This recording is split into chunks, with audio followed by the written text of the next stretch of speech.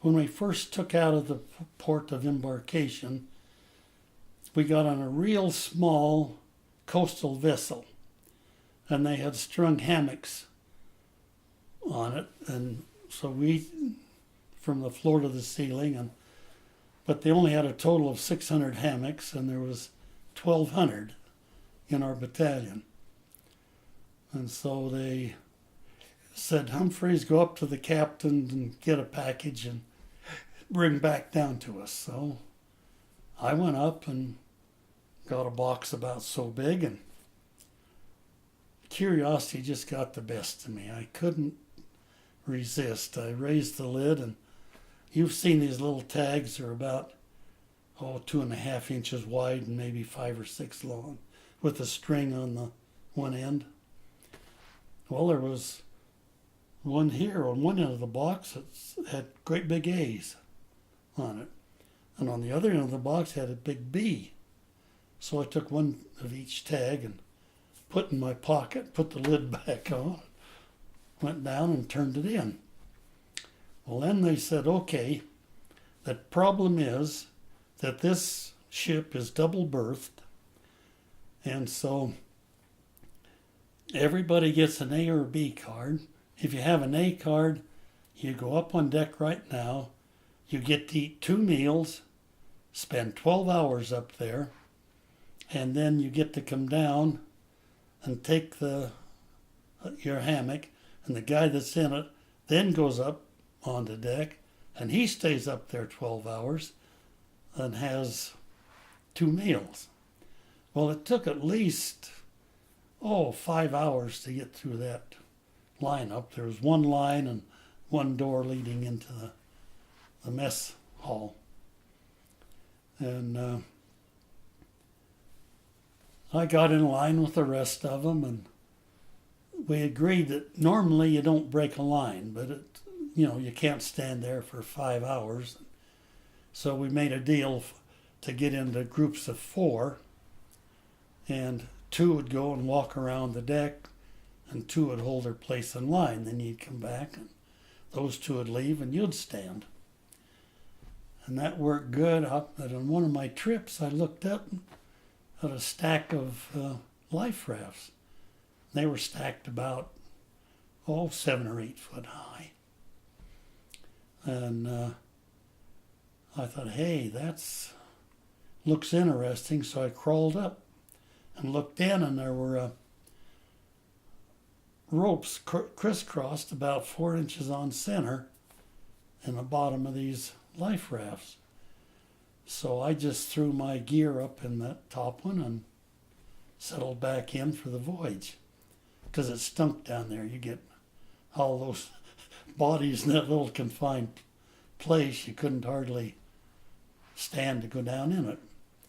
Well, then what I would do is I would wait until I could see the last of the A's going down that line, and I'd just go down and I'd show my card to the B's and say, I've got to go down. And I would eat my thing, come back, and then when the B's were getting to the end of their line, I'd come down, show an A card or a B card, and I could get my meal.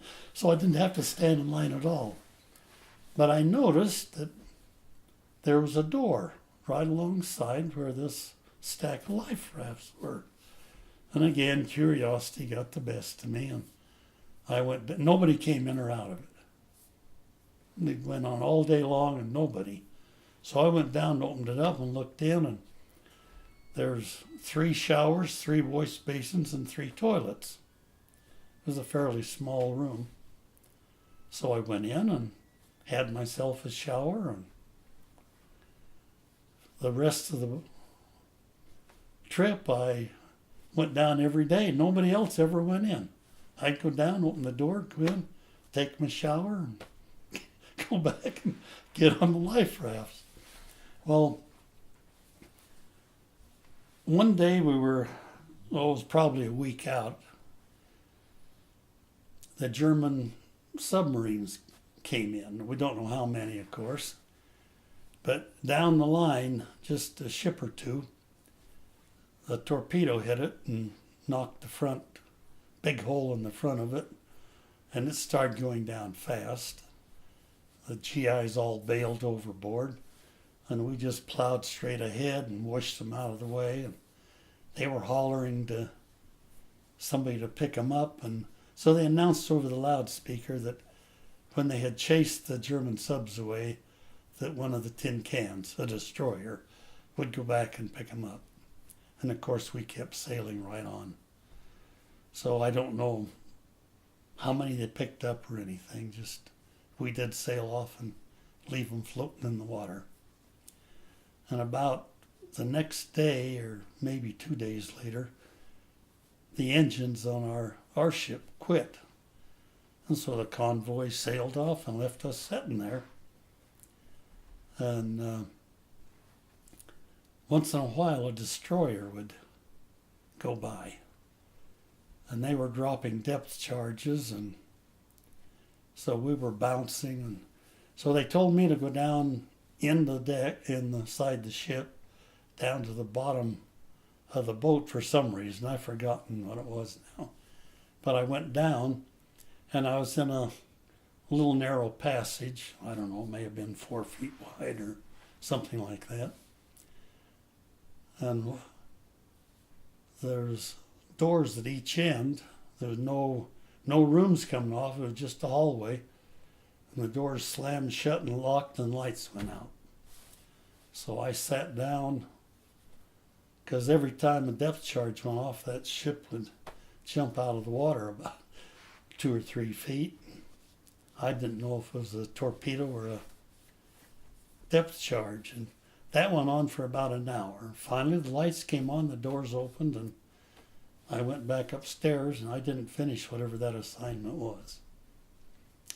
But we were then left all by ourselves. The destroyers disappeared, and we were sailing as a single ship, and then we went over and went through the Straits of Gibraltar, past Tangiers, and docked at Oran and disembarked there.